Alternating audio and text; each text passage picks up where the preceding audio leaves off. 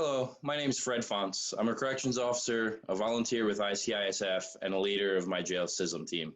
I'd like to take a few minutes today to talk to you about the coronavirus and how our team is trying to handle things. Many of you who are watching this are likely essential employees like I am, so largely your day-to-day routine hasn't changed much. I still get up every day to go to work. I still have to break up fights, focus on safety and security. I'm sure you're like me and your job duties haven't changed during quarantine. So how do you handle a world that's changing every day when your job remains the same? One thing that I've encouraged people to do is to realize and accept that we're going to be facing new normals. Every day we find something that's changed. That may be that there's less traffic going to work, or that the states are allowing you to order liquor to be delivered to your door, or it may be that Italy has finally started to see dolphins in their rivers for the first time in nearly 2 centuries. We need to focus on the positives. We need to focus on what that means for each of us. I've been using FaceTime more than ever so that I can stay in contact with my friends and family. I know people that have played bingo through Zoom or FaceTime or whatever technology they prefer to use. These social interactions are invaluable. It's important to keep the connections with people, even if they're not in your physical presence. We are social animals, after all. In our role as helpers through CISM, it's a bit more difficult. You've all been trained to handle a critical incident. Whether it's a completed suicide, a tragic accident, or anything in between, you understand what's expected. Responding to a single event comes with a timeline. It's a little bit more natural for us. We know when the debriefing should occur or when a diffusing should happen, but with the coronavirus, it's a little more difficult because we don't have things planned out. I would love to say that we have the perfect answers, but the truth is those answers don't exist. You may remember the swine flu, which led to over 150,000 deaths, but this has a little bit of a different feel to it. There was no quarantine in 2009, so you're not the only one trying to figure out how to respond to all of this. The good news is that we simply need to continue with what we've been trained for.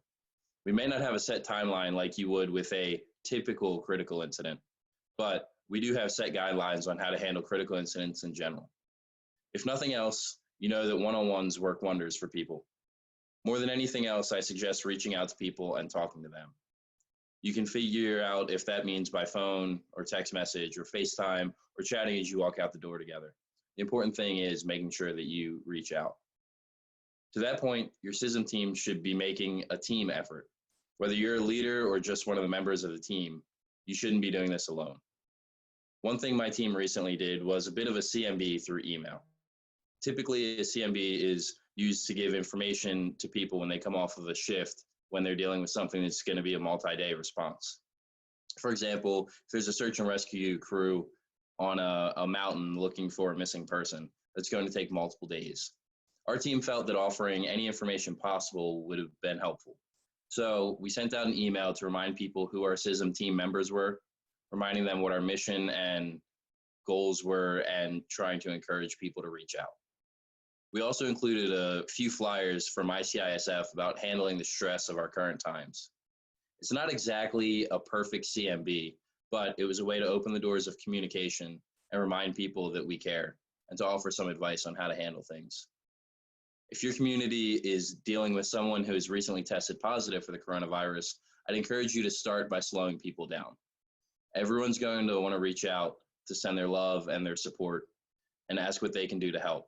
Instead of having everyone bombard that family, even with the best of intentions, let one person be the contact point when possible. I can assure you, no spouse is ready to handle 200 phone calls and text messages of people asking how they can help. And I'd be willing to bet that those calls are actually going to make someone a little more nervous or a little more anxious. By having so many people reach out, they'll feel a little bit more pressure to respond or to put on a mask and be strong for the people that are messaging them. Let one person do the check-ins for spouses. Let that person communicate back to you, your team, and the community that you work with. Maybe meal trains are a good idea, but again, there should be one person coordinating that. Finally, as you make sure that everyone else is doing okay during these trying times, remember that self-care is more important now than ever. As a CISM member, you're likely to be dealing with the coronavirus long after the pandemic itself is over. Whether you're helping someone because they got sick or a family member got sick, they were laid off, or they're just struggling with quarantine, your job's not going to stop when there are no more positive tests. The psychological side effects of this pandemic are going to last decades. We all know someone who said, you can just cut around the mold, the rest is fine, because they lived through the depression. This isn't a depression, but it's going to have lifelong effects all the same. So check in on those around you. Spend a little more time on the phone to really understand where people are mentally. In my job, when an assistance call goes out, everyone responds. Treat this the same way. As they say in our business, cover my six. Check in on coworkers and loved ones and encourage asking for help where it's needed. Thank you for your time. Stay safe.